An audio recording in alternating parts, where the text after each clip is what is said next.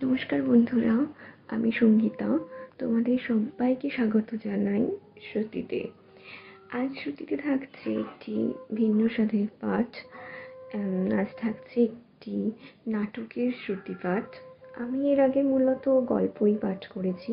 এটা আমার প্রথম পাঠ হবে। তোমরা অবশ্যই জানিও কেমন লাগলো, যেটা আমার জন্য খুবই গুরুত্বপূর্ণ হবে পরবর্তী সময়ে এই ধরনের পাঠ নিয়ে আসার ক্ষেত্রে। আজকে যেটা থাকছে সেটা খুবই আমাদের পরিচিত এবং আমরা সবাই ছোট থেকে এর সঙ্গে জড়িত। থাকছে রবীন্দ্রনাথের ডাকঘর, যেটি বিশ্ববন্দিত নাটক, যার প্রত্যেকটা সংলাপের ভিতর দিয়ে আমরা অন্য মানে খুঁজে পাই। আমরা সবাই জানি এটি একটি রূপক সাংকেতিক নাটক। আর প্রত্যেকটা সংলাপ শুনতে শুনতে বা যখনই পাঠ করেছি, পড়তে পড়তে তার ভিতরের রাজ্যে আমরা অনায়াসে চলে যেতে পারি। চলো আমরা সেটাই অনুভব করি। দেরি না করে শুরু করা যাক আজকের পাঠ। ডাকঘর নাটকটি প্রকাশিত হয় 1912 সালে। এটি পৃথিবীর অন্যতম শ্রেষ্ঠ সাংকেতিক নাটক। এর ইংরেজি রূপান্তর দ্য পোস্ট অফিস সমগ্র পৃথিবীতে অসংখ্যবার অভিনীত হয়েছে। চলো শুরু করা যাক। ডাকঘর, রবীন্দ্রনাথ ঠাকুর। প্রথম দৃশ্য, মাধব দত্ত এবং কবিরাজ। মুশকিলে পড়ে গেছি। যখনও ছিল না তখন ছিল না, কোনো ভাবনাই ছিল না। এখনো কোথা থেকে এসে আমার ঘর জুড়ে বসলো। ও চলে গেলে আমার এই ঘর যেন আর ঘরই থাকবে না। কবিরাজ মশাই, আপনি কি মনে করেন ওকে? ওর ভাগ্যে যদি আয়ু থাকে তাহলে দীর্ঘকাল বাঁচতেও পারে, কিন্তু আয়ুর্বেদে যেরকম লিখেছে তাতে তো। বলেন কি? শাস্ত্রে বলেছেন, পৈত্তিকান সন্নিপাত যান কফ বাত সমুদ ভবান। থাক থাক, আপনি আর ওই শ্লোকগুলো আওড়াবেন না, ওতে আরও আমার ভয় বেড়ে যায়। এখন কি করতে হবে সেইটে বলে দিন। খুব সাবধানে রাখতে হবে। সে তো ঠিক কথা, কিন্তু কি বিষয়ে সাবধান হতে হবে সেইটে স্থির করে দিয়ে যান। আমি তো পূর্বেই বলেছি ওকে বাইরে একেবারে যেতে দিতে পারবেন না। ছেলে মানুষ, ওকে দিন রাত ঘরের মধ্যে ধরে রাখা যে ভারী শক্ত। তা কি করবেন বলেন? এই শরৎকালের রৌদ্র আর বায়ু দুই ওই বালকের পক্ষে বিষভৎ। কারণ কি না শাস্ত্রে বলেছে, অপস্যমারে জ্বরে কাশে কমলায়াং হলিমকে। থাক থাক, আপনার শাস্ত্র থাক। তাহলে ওকে বন্ধ করেই রেখে দিতে হবে, অন্য কোনো উপায় নেই। কিছু না, কারণ পবন তপনে চৈব। আপনারও চৈব নিয়ে আমার কি হবে বলেন তো?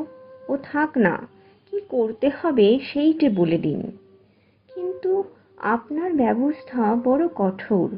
রোগীর সমস্ত দুঃখ ও বেচারা চুপ করে সহ্য করে, কিন্তু আপনার ওষুধ খাবার সময় ওর কষ্ট দেখে আমার বুক ফেটে যায়। সেই কষ্ট যত প্রবল তার ফলও তত বেশি। তাই তো মহর্ষি চব্বন বলেছেন, ভেষজং হিতবাক্যঞ্চ তিক্তং আশুফলপ্রদং। তবে আজ উঠি দত্তমশায়। ঠাকুরদার প্রবেশ। ওই রে, ঠাকুরদা এসেছে, সর্বনাশ করলে। কেন? আমাকে তোমার ভয় কিসের? তুমি যে ছেলেখা বাবার সর্দার। তুমি তো ছেলে নও, তোমার ঘরেও ছেলে নেই, তোমার খেববার বয়সও গেছে। তোমার ভাবনা কি? ঘরে যে ছেলে একটি এনেছি। সে কি রকম? আমার স্ত্রী যে পোষ্যপুত্র নেবার জন্য ক্ষেপে উঠেছিল, সে তো অনেক দিন থেকে শুনছি, কিন্তু তুমি যে নিতে চাও না। জানো তো ভাই, অনেক কষ্টে টাকা করেছি। কোথা থেকে পরের ছেলে এসে আমার বহু পরিশ্রমের ধন বিনা পরিশ্রমে ক্ষয় করতে থাকবে? সে কথা মনে করলেও আমার খারাপ লাগতো। কিন্তু এই ছেলেটিকে আমার যে কিরকম লেগে গিয়েছে, তাই এর জন্যে টাকা যতই খরচ করছো ততই মনে করছো সে যেন টাকার পরম ভাগ্য। আগে টাকা রোজগার করতুম, সে কেবল একটা নেশার মতো ছিল, না করে কোনো মতে থাকতে পারতুম না। কিন্তু এখন যা টাকা করছি সবই ওই ছেলে পাবে, জেনে উপার্জনে ভারী একটা আনন্দ পাচ্ছি। বেশ বেশ ভাই, ছেলেটি কোথায় পেলে বলো দেখি? আমার স্ত্রীর গ্রাম সম্পর্কে ভাইপো। ছোটবেলা থেকে বেচারার মা নেই, আবার সেদিন তার বাপও মারা গেছে। আহা, তবে তো আমাকে তার দরকার আছে। কবিরাজ বলেছে তার ওইটুকু শরীরে একসঙ্গে বাত, পিত্ত, শ্লেষা যেরকম প্রকুপিত হয়ে উঠেছে, তাতে আর বড় আশা নেই।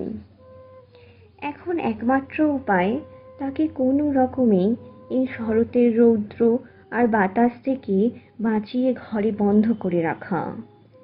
ছেলেগুলোকে ঘরের বার করাই তোমার এই বুড়ো বয়সের খেলা, তাই তোমাকে ভয় করি।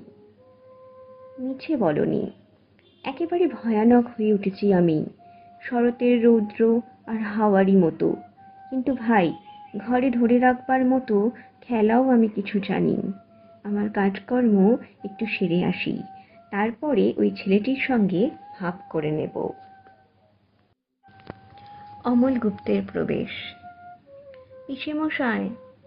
কি অমল, আমি কি ওই উঠোনটাতেও যেতে পারবো না? না বাবা, ওই যেখানটাতে পিসিমা জাঁতা দিয়ে ডাল ভাঙেন, ওই দেখো না, যেখানে ভাঙা ডালের খুঁটগুলি দুই হাতে তুলে নিয়ে লেজের উপর ভর দিয়ে বসে কাঠবিড়ালি কুটুস কুটুস করে খাচ্ছে, ওখানে আমি যেতে পারবো না? না বাবা, আমি যদি কাঠবিড়ালি হতুম তবে বেশ হতো। কিন্তু পিসেমশাই, আমাকে কেন বেরোতে দেবে না?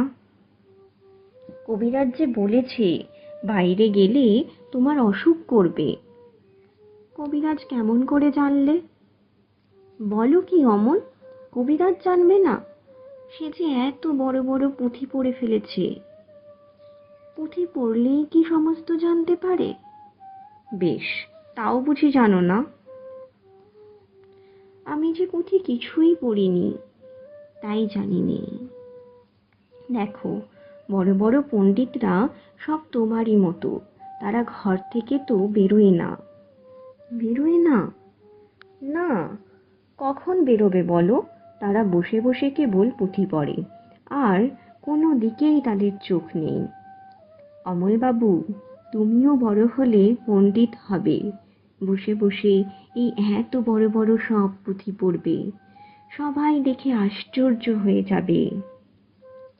না না পিসেমশাই, তোমার দুটি পায়ে পড়ি, আমি পণ্ডিত হব না। পিসেমশাই, আমি পণ্ডিত হব না।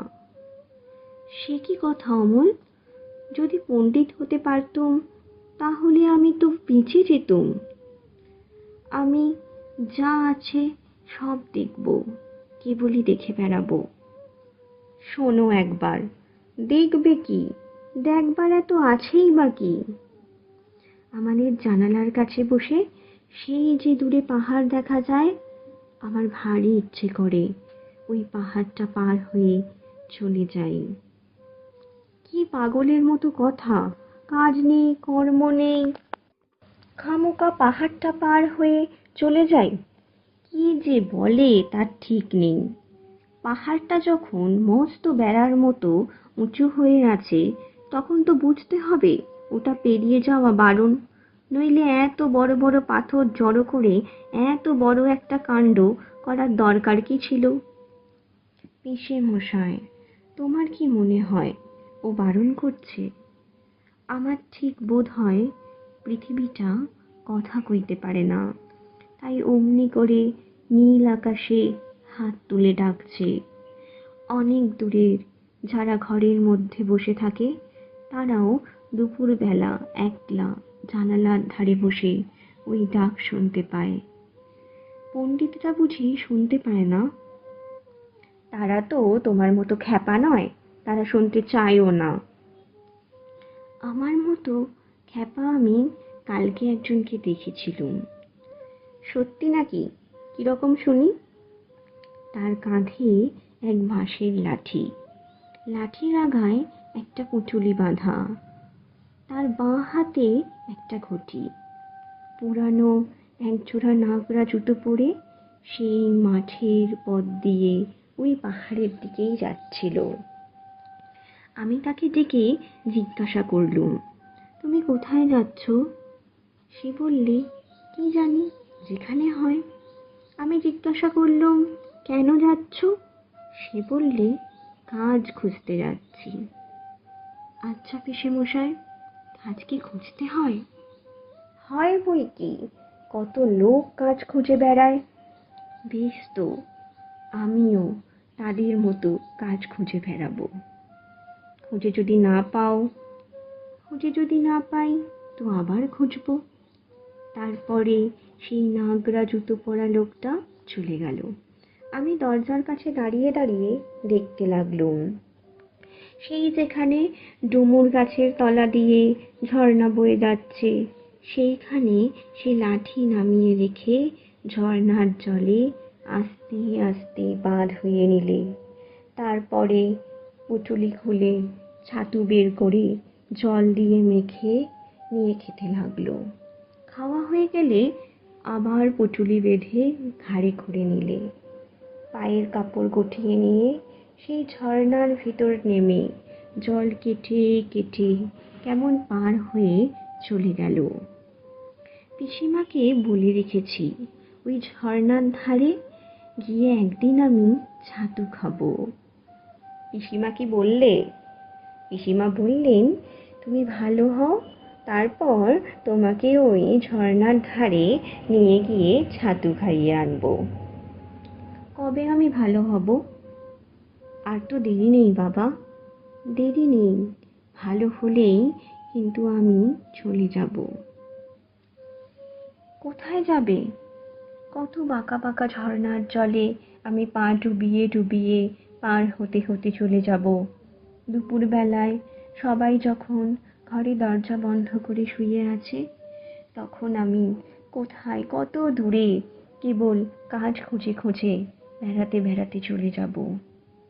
আচ্ছা বেশ, আগে তুমি ভালো হও, তারপর আমাকে পণ্ডিত হতে বলো না পিসেমশাই। তুমি কি হতে চাও বলো? এখন আমার কিছু মনে পড়ছে না। আচ্ছা, আমি ভেবে বলবো। কিন্তু তুমি অমন করে যে সে বিদেশি লোককে ডেকে ডেকে কথা বলো না। বিদেশি লোক আমার ভারী ভালো লাগে। যদি তোমাকে ধরে নিয়ে যেত তাহলে তো বেশ হতো, কিন্তু আমাকে তো কেউ ধরে নিয়ে যায় না, সবাই কেবল বসিয়ে রেখে দেয়। আমার কাজ আছে, আমি চললুম। কিন্তু বাবা, দেখো বাইরে যেন বেরিয়ে যেও না। যাব না, কিন্তু পিসেমশাই, রাস্তার ধারের এই ঘরটিতে আমি বসে থাকবো। দ্বিতীয় দৃশ্য, দইওয়ালা ও অমল। দই দই ভালো দই। দইওয়ালা, দইওয়ালা, ও দইওয়ালা, ডাকছো কেন? দই কিনবে? কেমন করে কিনবো? আমার তো পয়সা নেই। কেমন ছেলে তুমি, কিনবে না তো আমার বেলা বইয়ে দাও কেন? আমি যদি তোমার সঙ্গে চলে যেতে পারতুম তো যেতুম। আমার সঙ্গে? হ্যাঁ, তুমি যে কত দূর থেকে হাঁকতে হাঁকতে চলে যাচ্ছ, শুনে আমার মন কেমন করছে। বাবা, তুমি এখানে বসে কি করছো? কবিরাজ আমাকে বেরোতে বারণ করেছে, তাই আমি সারা দিন এইখানেই বসে থাকি। আহা বাছা, তোমার কি হয়েছে? আমি জানি নে, আমি তো কিচ্ছু পড়িনি, তাই আমি জানি নে আমার কি হয়েছে। দইওয়ালা, তুমি কোথা থেকে আসছো? আমাদের গ্রাম থেকে আসছি। তোমাদের গ্রাম? অনেক দূরে তোমাদের গ্রাম? আমাদের গ্রাম সেই পাঁচমুড়া পাহাড়ের তলায়, শামলি নদীর ধারে। পাঁচমুড়া পাহাড়, শামলি নদী, কি জানি, হয়তো তোমাদের গ্রাম দেখেছি। কবে সে আমার মনে পড়ে না। তুমি দেখেছো? পাহাড় তলায় কোনোদিন গিয়েছিলে নাকি? না, কোনোদিন যাইনি, কিন্তু আমার মনে হয় যেন আমি দেখেছি।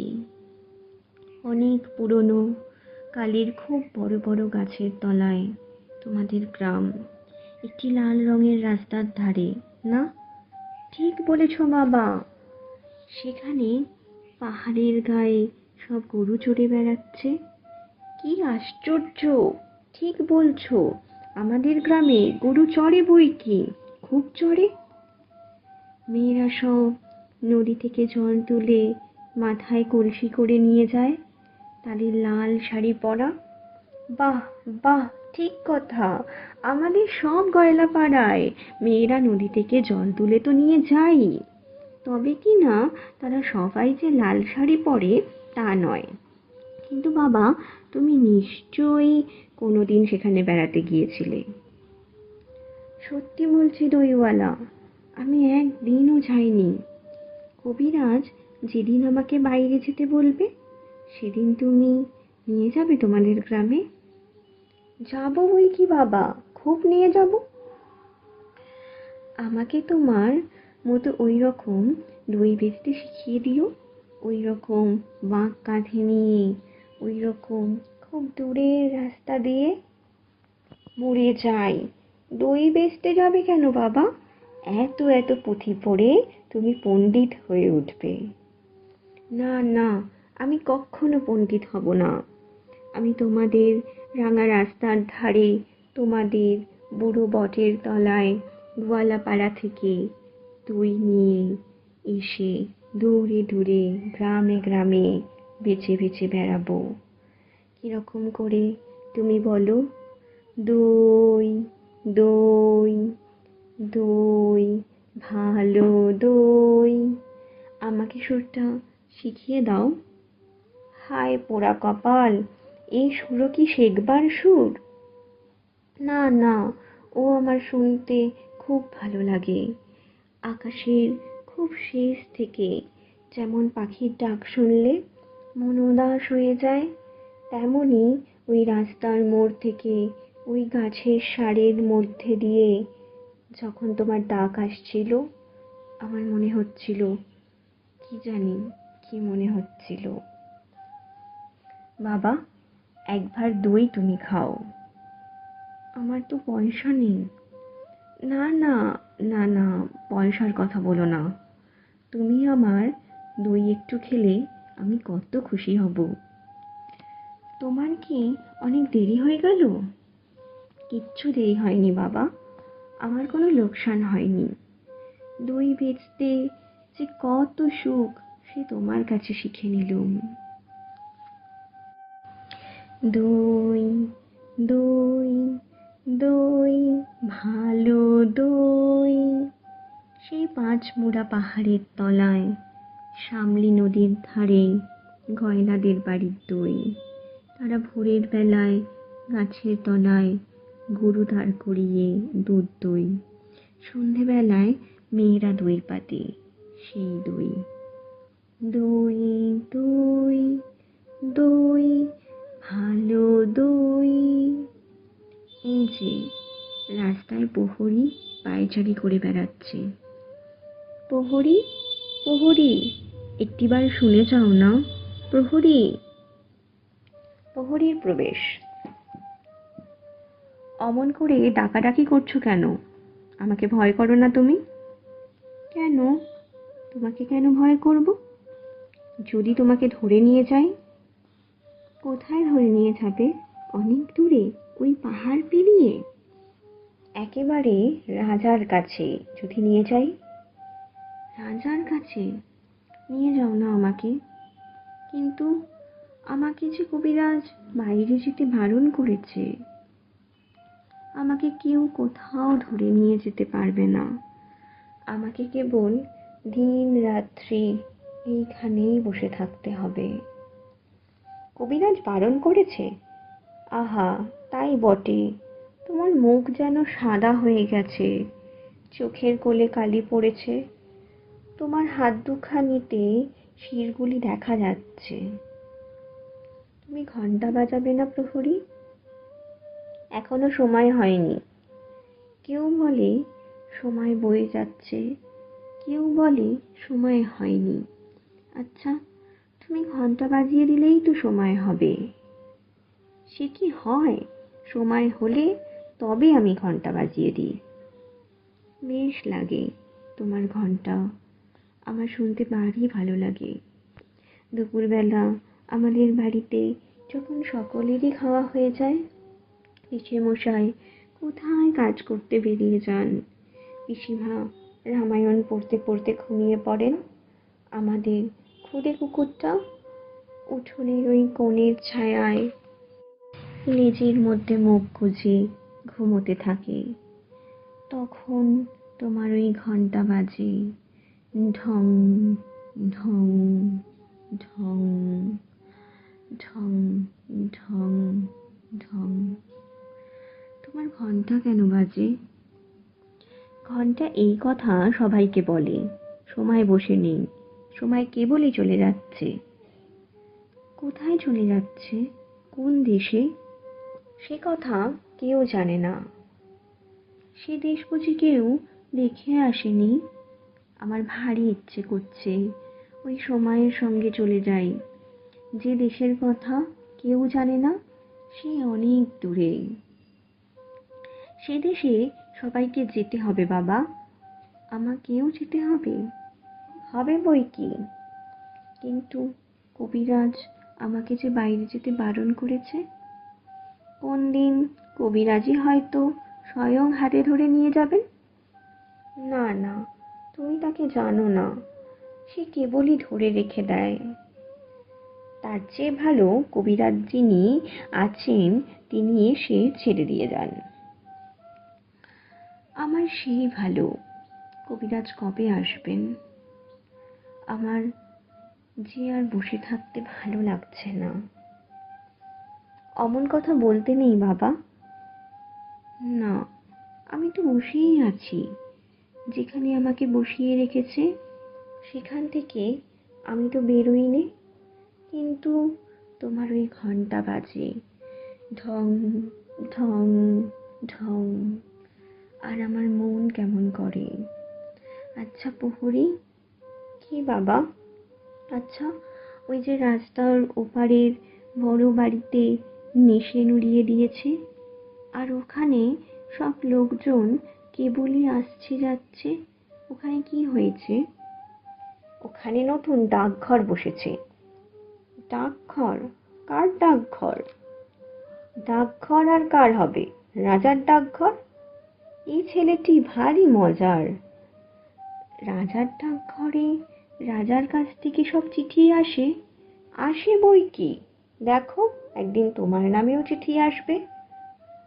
আমার নামেও চিঠি আসবে? আমি যে ছেলে মানুষ। ছেলে মানুষকে রাজা এত টুকু ছোট্ট ছোট্ট চিঠি লেখেন। বেশ হবে। আমি কবে চিঠি পাবো? আমাকেও তিনি চিঠি লিখবেন? তুমি কেমন করে জানলে? তা নইলে তিনি ঠিক তোমার এই খোলা জানলাটার সামনেই অত বড় একটা সোনালি রঙের নিশে নুড়িয়ে ডাকঘর খুলতে যাবেন কেন? ছেলেটাকে আমার বেশ লাগছে। আচ্ছা, রাজার কাছ থেকে আমার চিঠি এলে আমাকে কে এনে দেবে? রাজার যে অনেক ডাকঘর করা আছে, দেখনি? বুকে গোল গোল সোনার তকমা পরে তারা ঘুরে বেড়ায়। আচ্ছা, কোথায় তারা ঘুরে? ঘরে ঘরে, দেশে দেশে। এই প্রশ্নগুলো শুনলে হাসি পায়। বড় হলে আমি রাজার ডাকঘর করা হব। হা হা হা, ডাক হরকরা সে ভারী মস্ত কাজ। রোদ নেই, বৃষ্টি নেই, গরিব নেই, বড় মানুষ নেই, সকলের ঘরে ঘরে চিঠি বিলি করে বেড়ানো সে খুব জবর কাজ। তুমি হাসছো কেন? আমার ওই কাজটাই সকলের চেয়ে ভালো লাগছে। না না, তোমার কাজও খুব ভালো। দুপুরবেলা যখন রোদ্দুরে ঝাঁ ঝাঁ করে তখন ঘন্টা বাজে, ঢং ঢং ঢং। আবার এক একদিন রাত্রে হঠাৎ বিছানায় জেগে উঠে দেখি ঘরের প্রদীপ নিভে গেছে। বাহিরের কোন অন্ধকারের ভেতর দিয়ে ঘন্টা বাজছে, ঢং ঢং ঢং। ওই যে মোড়ল আসছে, আমি এবার পালাই। ও যদি দেখতে পায় তোমার সঙ্গে গল্প করছি তাহলেই মুশকিল বাঁধাবে। কই মোড়ল, কই কই? ওই যে অনেক দূরে, মাথায় একটা মস্ত গোলপাতার ছাতি। ওকে বুঝি রাজা মোড়ল করে দিয়েছে? আরে না, ও আপনি মোড়লি করে। যে ওকে না মানতে চায় ও তার সঙ্গে দিন রাত এমনই লাগে যে ওকে সকলেই ভয় করে। কেবল সকলের সঙ্গে শত্রুতা করেই ও আপনার ব্যবসা চালায়। আজ তবে চাই, আমার কাজ কামাই যাচ্ছে। আমি আবার কাল সকালে এসে তোমাকে সমস্ত শহরের খবর শুনিয়ে যাব। রাজার কাছ থেকে রোজ একটা করে চিঠি যদি পাই তাহলে বেশ হয়। এই জানালার কাছে বসে বসে পড়ি, কিন্তু আমি তো পড়তে পারিনি। কে পড়ে দেবে? পিসিমা তো রামায়ণ পড়ে। পিসিমা কি রাজার লেখা পড়তে পারে? কেউ যদি পড়তে না পারে জমিয়ে রেখে দেবে, আমি বড় হলে পড়ব। কিন্তু ডাক হরকরা যদি আমাকে না চেনে? মোড়ল মশাই, ও মোড়ল মশাই, একটা কথা শুনে যাও। মোড়লের প্রবেশ। কে রে রাস্তার মধ্যে আমাকে ডাকাডাকি করে? কোথাকার বাঁদর এটা? তুমি মোড়ল মশাই? তোমাকে তো সবাই মানে। হ্যাঁ হ্যাঁ, মানে বই কি, খুব মানে। রাজার ডাক হরকরা তোমার কথা শোনে? না শুনে তার প্রাণ বাঁচে? বাস রে, সাধ্য কি? তুমি ডাক হরকরাকে বলে দেবে আমারই নাম অমল, আমি এই জানলার কাছটাতে বসে থাকি।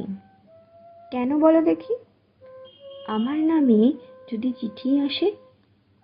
তোমার নামে চিঠি? তোমাকে কে চিঠি লিখবে? রাজা যদি চিঠি লেখে তাহলে? হা হা হা, এই ছেলেটা তো কম নয়। হা হা হা, রাজা তোমাকে চিঠি লিখবে?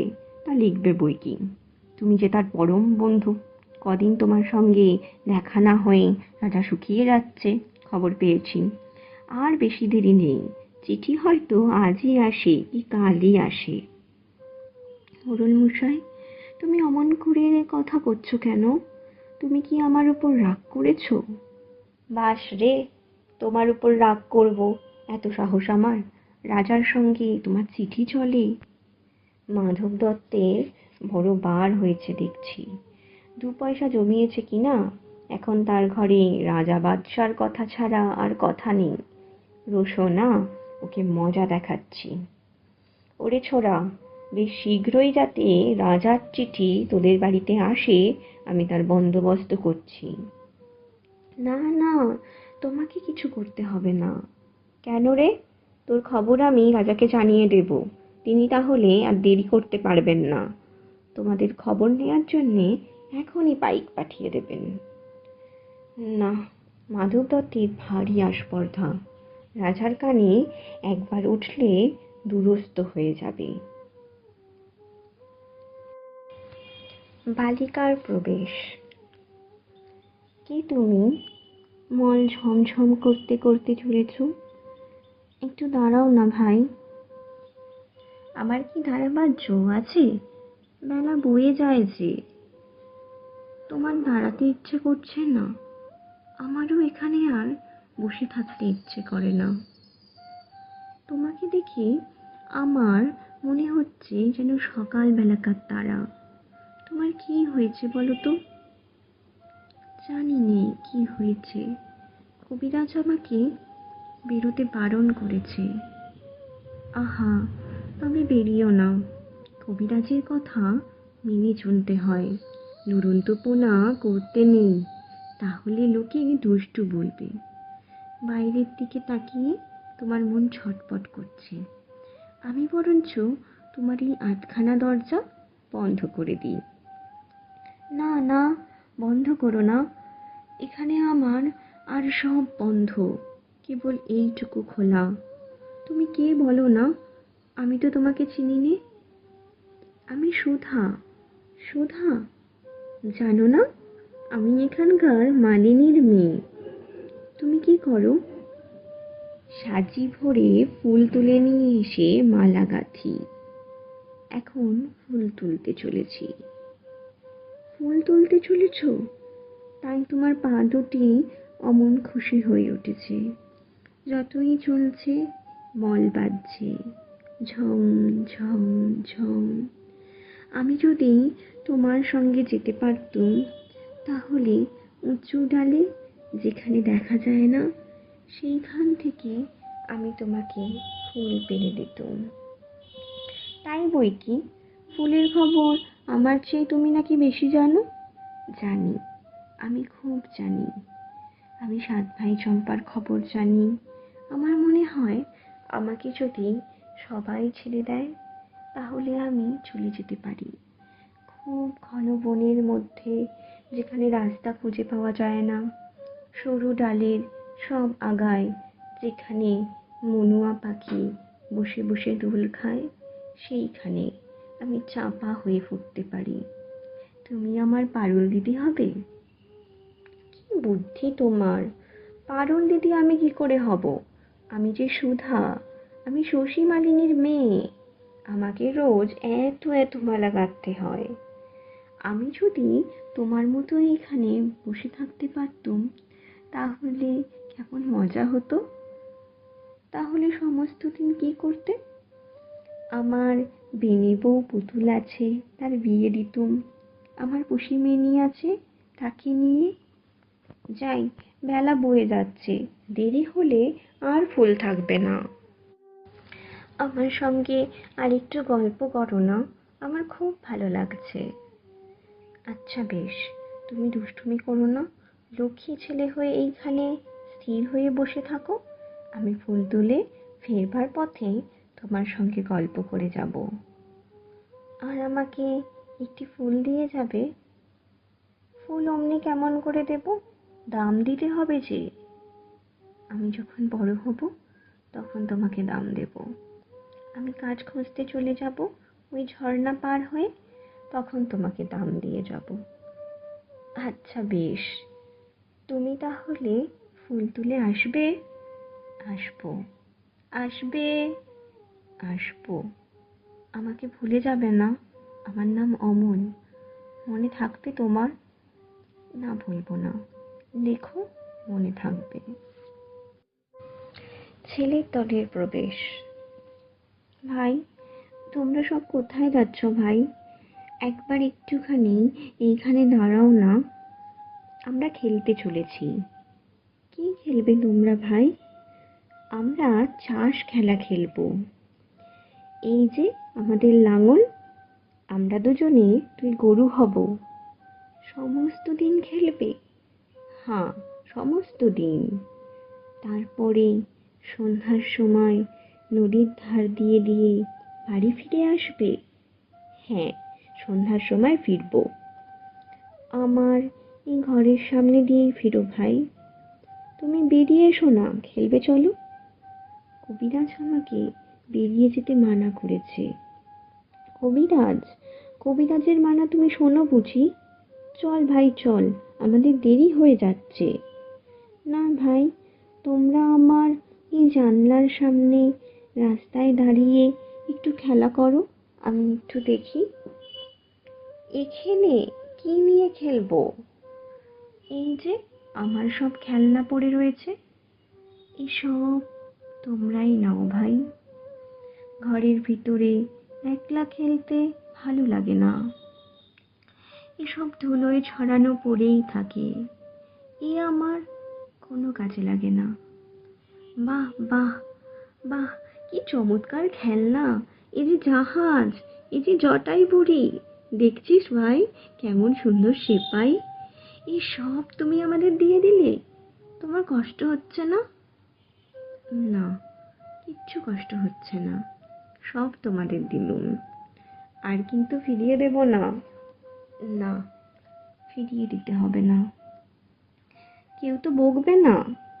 কেউ না, কেউ না। কিন্তু রোজ সকালে তোমরা এই খেলনাগুলো নিয়ে আমার এই দরজার সামনে খানিকক্ষণ ধরে খেলো। আবার এগুলো যখন পুরনো হয়ে যাবে, আমি নতুন খেলনা আনিয়ে দেব। বেশ ভাই, আমরা রোজ এখানে খেলে যাব। ও ভাই, সেপাইগুলোকে এখানে সব সাজা, আমরা লড়াই লড়াই খেলি। বন্দুক কোথায় পাই? ওই যে একটা মস্ত সরকাঠি পড়ে আছে, ওইটিকে ভেঙে ভেঙে নিয়ে আমরা বন্দুক বানাই। কিন্তু ভাই, তুমি যে ঘুমিয়ে পড়ছো। হ্যাঁ, আমার ভারী ঘুম পেয়ে আসছে। জানি নে কেন আমার থেকে থেকে ঘুম পায়। অনেকক্ষণ বসে আছি আমি, আর বসে থাকতে পারছি নে, আমার পিঠ ব্যথা করছে। এখন যে সবে এক প্রহর বেলা, এখনই তোমার ঘুম পায় কেন? ওই শোনো, এক প্রহরের ঘন্টা বাজছে। হ্যাঁ, ওই যে বাজছে, ঢং ঢং ঢং, আমাকে ঘুমোতে যেতে ডাকছে। তবে আমরা এখন যাই, কাল সকালে আসবো। যাবার আগে তোমাদের একটা কথা আমি জিজ্ঞাসা করি ভাই। তোমরা তো বাইরে থাকো, তোমরা ওই রাজার ডাকঘরে ডাক হরকরাদের চেনো? হ্যাঁ, চিনি বই কি, খুব চিনি।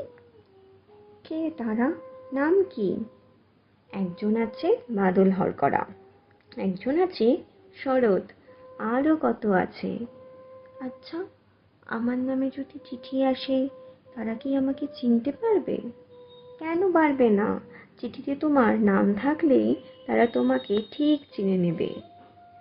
কাল সকালে যখন আসবে, তাদের একজনকে ডেকে এনে আমাকে চিনিয়ে দিও না। আচ্ছা, দেব। তৃতীয় দৃশ্য, অমল শয্যাগত। পিসেমশাই, আজ আর আমার সেই জানলার কাছেও যেতে পারবো না। কবিরাজ বারণ করেছে।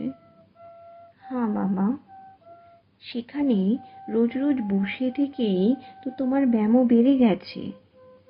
না পিসেমশাই, না, আমার ব্যামোর কথা আমি কিছুই জানি নে, কিন্তু সেখানে থাকলে আমি খুব ভালো থাকি। সেখানে বসে বসে তুমি এই শহরের যত রাজ্যের ছেলেবুড়ো সকলের সঙ্গেই ভাব করে নিয়েছো।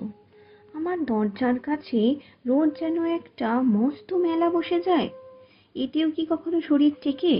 দেখো দেখি, আজ তোমার মুখখানা কিরকম ফ্যাকাশে হয়ে গেছে। পিসেমশাই, আমার সেই ফকির হয়তো আজ আমাকে জানলার কাছে না দেখতে পেয়ে চলে যাবে। তোমার আবার ফকির কে? সেই যে রোজ আমার কাছে এসে নানা দেশ বিদেশের কথা বলে যায়, শুনতে আমার ভারী ভালো লাগে।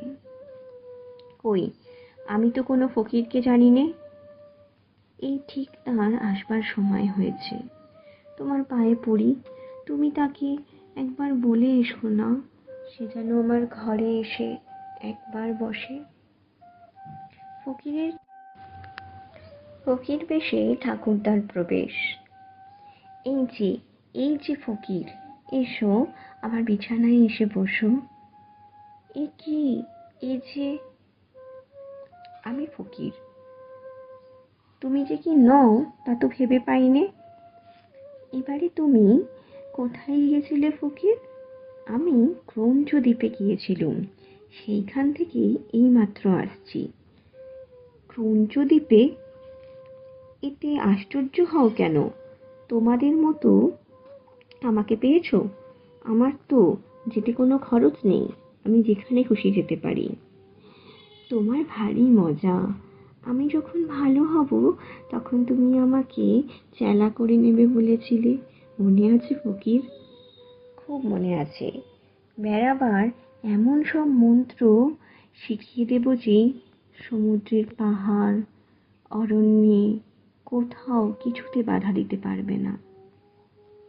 এসব কি পাগলের মতো কথা হচ্ছে তোমাদের?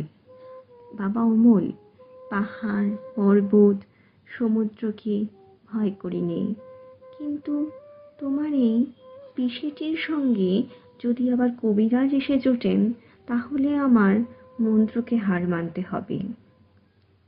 না না পিসে মশাই, তুমি কবিরাজকে কিছু বলো না।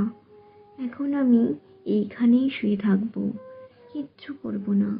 কিন্তু যেদিন আমি ভালো হব, সেই দিনই আমি ফকিরের মন্ত্র নিয়ে চলে যাব। নদী, পাহাড়, সমুদ্রে আমাকে আর ধরে রাখতে পারবে না। ছি বাবা, কেবলই অমন যাই যাই করতে নেই, শুনলে আমার মন কেমন খারাপ হয়ে যায়। ক্রঞ্চ দ্বীপ কিরকম দ্বীপ আমাকে বলো না ফকির? সে ভারী আশ্চর্য জায়গা, সে পাখিদের দেশ। সেখানে মানুষ নেই, তারা কথা কয় না, চলে না, তারা গান গায় আর ওড়ে। বাহ, কি চমৎকার! সমুদ্রের ধারে, সমুদ্রের ধারে বই কি সব নীল রঙের পাহাড় আছে। নীল পাহাড়েই তো তাদের বাসা। সন্ধ্যের সময় সেই পাহাড়ের উপর সূর্যাস্তের আলো এসে পড়ে, আর ঝাঁকে ঝাঁকে সবুজ রঙের পাখি তাদের বাসায় ফিরে আসতে থাকে। সেই আকাশের রঙে, পাখির রঙে, পাহাড়ের রঙে সে এক কাণ্ড হয়ে ওঠে। পাহাড়ে ঝর্ণা আছে, বিলক্ষণ। ঝর্ণা না থাকলে কি চলে? একেবারে হিরে গালিয়ে ঢেলে দিচ্ছে। আর তার কি নৃত্য! নুড়িগুলোকে ঠুং ঠাং করে বাজাতে বাজাতে, কেবলই কল কল ঝরঝর করতে করতে ঝর্ণাটি সমুদ্রের মধ্যে দিয়ে ঝাঁপ দিয়ে পড়ছে। কোনো কবিরাজের বাবার সাধ্য নেই তাকে এক দণ্ড কোথাও আটকে রাখে। পাখিগুলো আমাকে নিতান্ত তুচ্ছ একটা মানুষ বলে যদি একঘরে করে না রাখতো, তাহলে ওই ঝর্ণার ধারে তাদের হাজার হাজার বাসার একপাশে বাসা বেঁধে সমুদ্রের ঢেউ দেখে দেখে সমস্ত দিনটা কাটিয়ে দিতুম। আমি যদি পাখি হতুম, তাহলে তাহলে একটা ভারী মুশকিল হতো। শুনলুম তুমি নাকি দইওয়ালাকে বলে রেখেছো, বড় হলে তুমি দই বিক্রি করবে। পাখিদের মধ্যে তোমার দইয়ের ব্যবসাটা তেমন বেশ জমতো না, বোধ হয় ওতে তোমার কিছু লোকসানই হতো। না, আর তো আমার চলল না। আমাকে শুদ্ধ তোমরা খেপিয়ে দেবে দেখছি। আমি চললুম। পিছাই মশাই, আমার দইওয়ালা এসে চলে গেছে। গেছে বই কি, তোমার ওই শখের ফকিরের তলপি বেয়ে ক্রৌঞ্চদ্বীপের পাখির বাসায় উড়ে বেড়ালে তার তো পেট চলে না। সে তোমার জন্য একবার দই রেখে গেছে। বলে গেছে তাদের গ্রামে তার বোনঝির বিয়ে, তাই সে কলমি পাড়ার মাসির ফরমাস দিতে যাচ্ছে, তাই বড় ব্যস্ত আছে। সে যে বলেছিলে আমার সঙ্গে তার ছোট বোনঝিটির বিয়ে দেবে, তবে তো বড় মুশকিল দেখছি। বলেছিল সে আমার টুকটুকে বউ হবে। তার নাকের নোলক, তার লাল ডোরে শাড়ি, সে সকালবেলা নিজের হাতে কালো গরু ধুয়ে নতুন মাটির ভাঁড়ে আমাকে ফেনা শুদ্ধ দুধ খাওয়াবে, আর সন্ধ্যের সময় গোয়াল ঘরে প্রদীপ দেখিয়ে এসে আমার কাছে বসে 7 ভাই চম্পার গল্প করবে। বাহ বাহ, ঠাসা বউ তো! আমি যে ফকির মানুষ, আমারই লোভ হয়। তা বাবা, ভয় নেই, এবারকার মতো বিয়ে দিক না। আমি তোমাকে বলছি, তোমার দরকার হলে কোনোদিন ওর ঘরে ভুঞ্জির অভাব হবে না। যাও যাও, আর তো পারা যায় না। ফকির, পিসেমশাই তো গিয়েছেন, এবার আমাকে চুপি চুপি বলো না, ডাকঘরে কি আমার নামে রাজার চিঠি এসেছে? শুনেছি তো, তার চিঠি রওনা হয়ে বেরিয়েছে। সে চিঠি এখন পথে আছে। পথে? কোন পথে? সেই যে বৃষ্টি হয়ে আকাশ পরিষ্কার হয়ে গেলে অনেক দূরে দেখা যায়, সেই ঘন বনের পথে। তবে তো তুমি সব জানো দেখছি, সেই পথেই তো। আমি সব জানি ফকির, তাই তো দেখতে পাচ্ছি। কেমন করে জানলে? তা আমি জানি নে, আমি যেন চোখের সামনে দেখতে পাই, মনে হয় যেন আমি অনেকবার দেখেছি, সে অনেক দিন আগে। কতদিন তা মনে পড়ে না। বলবো, আমি দেখতে পাচ্ছি রাজার ডাকঘর করা পাহাড়ের উপর থেকে একলা কেবলই নেমে আসছে। বাঁ হাতে তার লণ্ঠন, কাঁধে তার চিঠির থলি। কতদিন কত রাত ধরে সে কেবলই নেমে আসছে। পাহাড়ের পায়ের কাছে ঝর্ণার পথ যেখানে ফুরিয়েছে, সেখানে বাঁকা নদীর পথ ধরে সে কেবলই চলে আসছে। নদীর ধারে জোয়ারের ক্ষেত, তারই সরু গলির ভিতর দিয়ে দিয়ে সে কেবলই আসছে। তারপরে আখের ক্ষেত, সেই আখের ক্ষেতের পাশ দিয়ে উঁচু আল চলে গিয়েছে, সেই আলের উপর দিয়ে সে কেবলই চলে আসছে। রাত দিন একলাটি চলে আসছে। ক্ষেতের মধ্যে ঝিঝি পোকা ডাকছে। নদীর ধারে একটিও মানুষ নেই, কেবল কাদা খোঁচা রেড দুলিয়ে দুলিয়ে বেড়াচ্ছে। আমি সমস্ত দেখতে পাচ্ছি। যতই সে আসছে, দেখছি আমার বুকের ভিতরে ভারী খুশি হয়ে হয়ে উঠছে। অমন নবীন চোখ তো আমার নেই, তবু তোমার দেখার সঙ্গে সঙ্গে আমিও দেখতে পাচ্ছি। আচ্ছা ফকির, যার ডাকঘর, তুমি সেই রাজাকে জানো? জানি বই কি, আমি যে তার কাছে রোজ ভিক্ষা নিতে চাই। সে তো বেশ, আমি ভালো হয়ে উঠলে আমিও তার কাছে ভিক্ষা নিতে যাব। পারবো না যেতে? বাবা, তোমার আর ভিক্ষার দরকার হবে না, তিনি তোমাকে যা দেবেন অমনিই দিয়ে দেবেন। না না, আমি তার দরজার সামনে পথের ধারে দাঁড়িয়ে জয় হোক বলে ভিক্ষা চাইব, আমি খঞ্জনি বাজিয়ে নাচব। সে বেশ হবে না? সে খুব ভালো হবে। তোমাকে সঙ্গে করে নিয়ে গেলেও আমার পেট ভরে ভিক্ষা মিলবে। তুমি কি ভিক্ষা চাইবে? আমি বলবো, আমাকে তোমার ডাকঘর করা করে দাও। আমি অমনি লণ্ঠন হাতে ঘরে ঘরে তোমার চিঠি বিলি করে বেড়াবো। জানো ফকির, আমাকে একজন বলেছে, আমি ভালো হয়ে উঠলে সে আমাকে ভিক্ষা করতে শেখাবে। আমি তার সঙ্গে যেখানে খুশি ভিক্ষা করে বেড়াবো। কে বলো দেখি? ছিদাম। কোন ছিদাম? সেই যে অন্ধ ঘোড়া, সে রোজ আমার জানলার কাছে আসে। ঠিক আমার মতো একজন ছেলেটাকে চাকার গাড়িতে করে ঠেলে ঠেলে নিয়ে বেড়ায়। আমি তাকে বলেছি, আমি ভালো হয়ে উঠলে তাকে ঠেলে ঠেলে নিয়ে বেড়াবো। সে তো বেশ মজা হবে দেখছি। সেই আমাকে বলেছে কেমন করে ভিক্ষা করতে হয়, আমাকে শিখিয়ে দেবে। পিসেমশাইকে আমি বলি ওকে ভিক্ষা দিতে, তিনি বলেন ও মিথ্যা কানা, মিথ্যা খোড়া। আচ্ছা, ও যেন মিথ্যা কানাই হলো, কিন্তু চোখে দেখতে পায় না, সেটা তো সত্যি।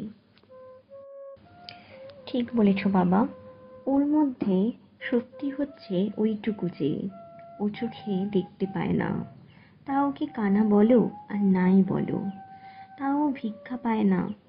তবে তোমার কাছে বসে থাকে কি করতে? ওকে যে আমি শোনাই, কোথায় কি আছে। বেচারা দেখতে পায় না। তুমি যেসব দেশের কথা আমাকে বলো সেসব আমি ওকে শুনিয়ে দিই। তুমি সেদিন আমাকে সেই যে হালকা দেশের কথা বলেছিলে, যেখানে কোনো জিনিসের কোনো ভার নেই, যেখানে একটু লাফ দিলেই অমনি পাহাড় ডিঙিয়ে চলে যাওয়া যায়, সেই হালকা দেশের কথা শুনে ও ভারী খুশি হয়ে উঠেছিল। আচ্ছা ফকির, সে দেশে কোন দিক দিয়ে যাওয়া যায়? ভিতরের দিক দিয়ে যে একটা রাস্তা আছে সে হয়তো খুঁজে পাওয়া শক্ত। ও বেচারা যে অন্ধ, ও হয়তো দেখতেই পাবে না। ওকে কেবল ভিক্ষাই করে বেড়াতে হবে। তাই নিয়ে ও দুঃখ করছিল। আমি ওকে বললুম, ভিক্ষা করতে গিয়ে তুমি যে কত বেড়াতে যাও, সবাই তো সে পায় না। বাবা, ঘরে বসে থাকলেই বা এত কিসের দুঃখ? না না, দুঃখ নেই। প্রথমে যখন আমাকে ঘরের মধ্যে বসিয়ে রেখে দিয়েছিল, আমার মনে হয়েছিল যেন দিন ফুরোচ্ছে না। আমাদের রাজার ডাকঘর দেখে অবধি এখন আমার রোজই ভালো লাগে। এই ঘরের মধ্যে বসে বসেই ভালো লাগে। একদিন আমার চিঠি এসে পৌঁছবে, সে কথা মনে করলেই আমি খুব খুশি হয়ে চুপ করে বসে থাকতে পারি। কিন্তু রাজার চিঠিতে কি যে লেখা থাকতো তা তো আমি জানি না। তা নাই জানলে তোমার নামটি তো লেখা থাকবে, তাহলেই হলো। তোমরা দুজনে মিলে কি ফ্যাসাদ বাস দিয়ে বসে আছো বলো দেখি? কেন, হয়েছে কি? শুনছি তোমরা নাকি রটিয়েছ রাজা তোমাদেরই চিঠি লিখবেন বলে ডাকঘর বসিয়েছেন। তাতে হয়েছে কি? আমাদের পঞ্চানন মোড়ল সেই কথাটি রাজার কাছে লাগিয়ে বেনামে চিঠি লিখে দিয়েছে। সকল কথাই রাজার কানে ওঠে, সে কি আমরা জানি নে? তবে সামলে চলো না কেন? রাজা বাদশার নাম করে অমন যাতা কথা মুখে আনো কেন? তোমরা যে আমাকে শুদ্ধ মুশকিলে ফেলবে। ফকির, রাজা কি রাগ করবে? অমনি বললেই হলো রাগ করবে? কেমন রাগ করে দেখি না। আমার মতো ফকির আর তোমার মতো ছেলের উপর রাগ করে সে কেমন রাজাগিরি ফলায় তা দেখা যাবে। দেখো ফকির, আজ সকালবেলা থেকে আমার চোখের উপর থেকে থেকে অন্ধকার হয়ে আসছে। মনে হচ্ছে সব যেন স্বপ্ন। একেবারেই চুপ করে থাকতে ইচ্ছে করছে, কথা কইতে আর ইচ্ছে করছে না। রাজার চিঠি কি আসবে না? এখনই যদি ঘর, যদি সব মিলিয়ে যায়, যদি আসবে, চিঠি আজই আসবে। কবিরাজের প্রবেশ। আজ কেমন ঠেকছে? কবিরাজ মশাই, আজ খুব ভালো বোধ হচ্ছে। মনে হচ্ছে যেন সব বেদনা চলে গেছে। ওই হাসিটি তো ভালো ঠেকছে না। ওই যে বলছে খুব ভালো বোধ হচ্ছে, ওইটাই হলো খারাপ লক্ষণ। আমাদের চক্রধর দত্ত বলেছেন। দোহাই কবিরাজ মশাই, চক্রধর দত্তের কথা রেখে দিন, এখন বলুন ব্যাপারখানা কি? বোধ হচ্ছে আর ধরে রাখা যাবে না।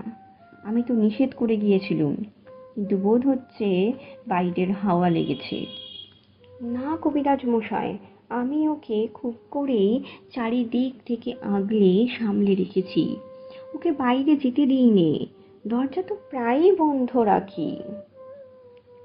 হঠাৎ আজ একটা কেমন হাওয়া দিয়েছে, আমি দেখে এলুম তোমাদের সদর দরজার ভিতর দিয়ে হু হু করে হাওয়া বইছে। ওটা একেবারেই ভালো নয়। ও দরজাটা বেশ ভালো করে তালা চাবি বন্ধ করে দাও। না হয় দিন 2-3 তোমাদের এখানে লোক আনাগোনা বন্ধই থাক না। যদি কেউ এসে পড়ে, খিড়কি দরজা আছে, ওই যে জানালা দিয়ে সূর্যাস্তের আভাটা আসছে, ওটাও বন্ধ করে দাও। ওতে রোগীকে বড় জাগিয়ে রেখে দেয়। অমন চোখ বুজে রয়েছে, বোধহয় ঘুমোচ্ছে। ওর মুখ দেখে মনে হয় যেন কবিরাজ মশাই, যে আপনার নয় তাকে ঘরে এনে রাখলুম, তাকে ভালোবাসলুম, এখন বুঝি আর তাকে রাখতে পারবো না। ও কি, তোমার ঘরে যে মোড়ল আসছে, এ কি উৎপাত! আমি আসি ভাই, কিন্তু তুমি যাও, এখনই ভালো করে দরজাটা বন্ধ করে দাও।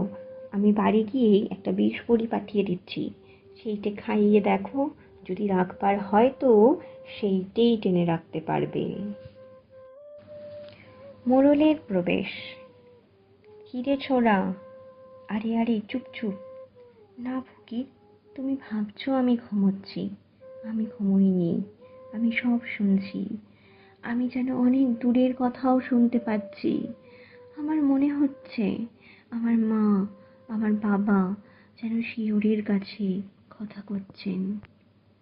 ওহে মাধব দত্ত, আজকাল তোমাদের যে খুব বড় বড় লোকের সঙ্গে সম্বন্ধ। বলেন কি মোড়ল মশাই, এমন পরিহাস করবেন না, আমরা নিতান্তই সামান্য লোক। তোমাদের এই ছেলেটি যে রাজার চিঠির জন্য অপেক্ষা করে আছে। ও ছেলে মানুষ, ও পাগল, ওর কথা কি ধরতে আছে? না না, এতে আর আশ্চর্য কি? তোমাদের মতো এমন যোগ্য ঘর রাজা পাবেন কোথায়? সেই জন্যেই দেখছো না, ঠিক তোমাদের জানলার সামনে রাজার নতুন ডাকঘর বসেছে। ওরে ছোড়া, তোর নামে রাজার চিঠি এসেছে যে। সত্যি? এ কি সত্য না হয়ে যায়? তোমার সঙ্গে রাজার বন্ধুত্ব, হা হা হা, এই যে তার চিঠি। আমাকে ঠাট্টা করো না ফকির, ফকির, তুমি বলো না, এই কি সত্যি তার চিঠি? হ্যাঁ বাবা, আমি ফকির, তোমাকে বলছি, এই সত্যি তার চিঠি। কিন্তু আমি যে এতে কিছুই দেখতে পাচ্ছি নে, আমার চোখে আজ সব সাদা হয়ে গেছে। মোড়ল মশাই, বলে দাও না, এই চিঠিতে কি লেখা আছে? রাজা লিখছেন, আমি আজকালের মধ্যেই তোমাদের বাড়িতে যাচ্ছি, আমার জন্যে তোমাদের মুড়ি মুড়কির ভোগ তৈরি করে রেখো। রাজভবন। আর আমার একদণ্ড ভালো লাগছে না। মোড়ল মশাই, দোহাই আপনার, এসব কথা নিয়ে পরিহাস করবেন না। পরিহাস? কিসের পরিহাস? পরিহাস করেন এমন সাধ্য আছে ওর? আরে ঠাকুরদা, তুমিও খেপে গেলে নাকি? হ্যাঁ, আমি খেপেছি। তাই আজ এই সাদা কাগজে অক্ষর দেখতে পাচ্ছি। রাজা লিখছেন, তিনি স্বয়ং অমলকে দেখতে আসছেন, তিনি তার রাজকবিরাজকেও সঙ্গে করে আনছেন।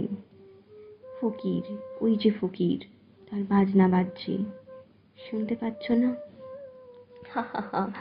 উনি আরো একটু না খেপলে তো শুনতে পাবে না।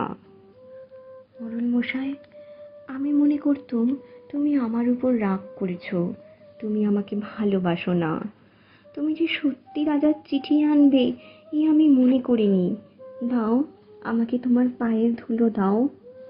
না, এই ছেলেটার ভক্তি শ্রদ্ধা আছে, বুদ্ধি নেই বটে, কিন্তু মনটা ভালো। এতক্ষণে 4 প্রহর হয়ে গেছে বোধ হয়। ওই যে ঢং ঢং ঢং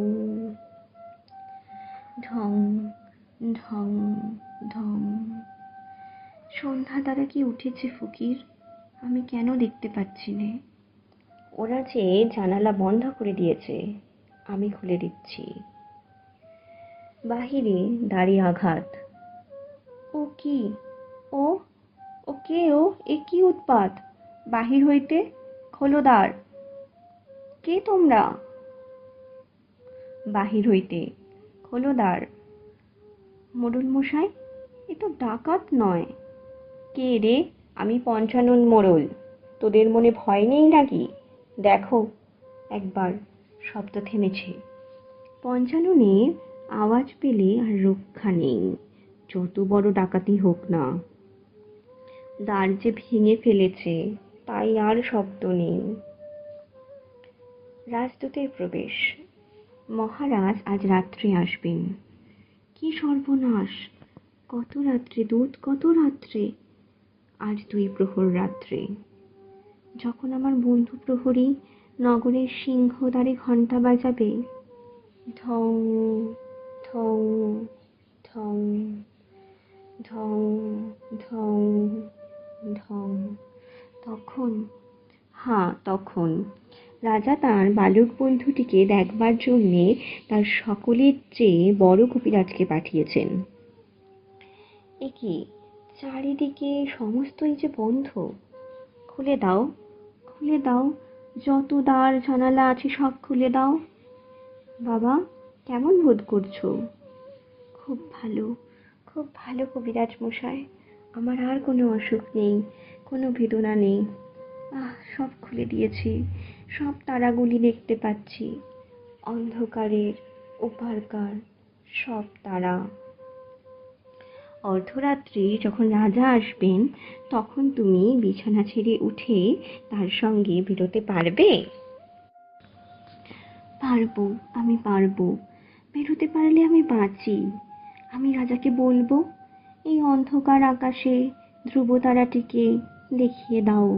আমি সে তারা বোধহয় কতবার দেখেছি, কিন্তু সে যে কোনটা সে তো আমি চিনি নে। তিনি সব চিনিয়ে নেবেন। এই ঘরটি রাজার আগমনের জন্য পরিষ্কার করে ফুল দিয়ে সাজিয়ে রাখো। ওই লোকটিকে তো এ ঘরে রাখা চলবে না। না না কবিরাজ মশাই, উনি আমার বন্ধু। তোমরা যখন আসনি, উনিই আমাকে রাজার চিঠি এনে দিয়েছিলেন। আচ্ছা বাবা, উনি যখন তোমার বন্ধু, তখন উনিও এ ঘরে রইলেন। বাবা, রাজা তোমাকে ভালোবাসেন। তিনি স্বয়ং আজ আসছেন।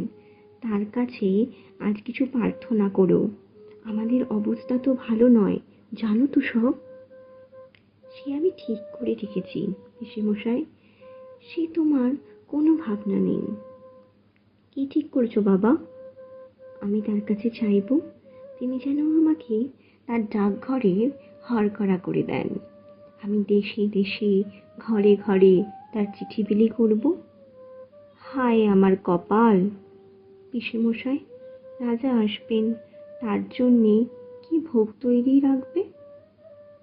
তিনি বলে দিয়েছেন তোমাদের এখানে তার মুড়ি মুড়কির ভোগ হবে। মুড়ি মুড়কি? মোড়ল মশাই, তুমি তো আগেই বলে দিয়েছিলে রাজার সব খবরই তুমি জানো। আমরা তো কিছুই জানতুম না।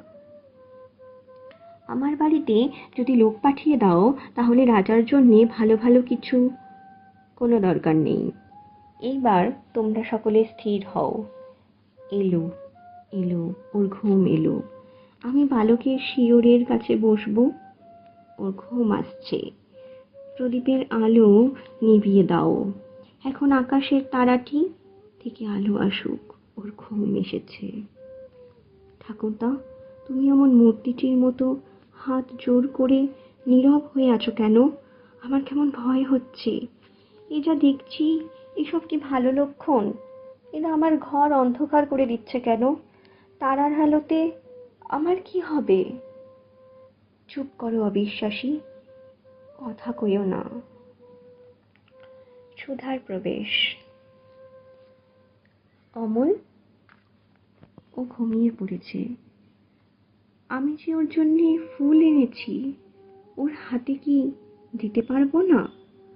আচ্ছা দাও তোমার ফুল। ও কখন জাগবে? এখনই, যখন রাজা এসে ওকে ডাকবেন। তখন তোমরা ওকে একটি কথা কানে কানে বলে দেবে। কি বলবো? বলো যে সুধা তোমাকে ভোলেনি।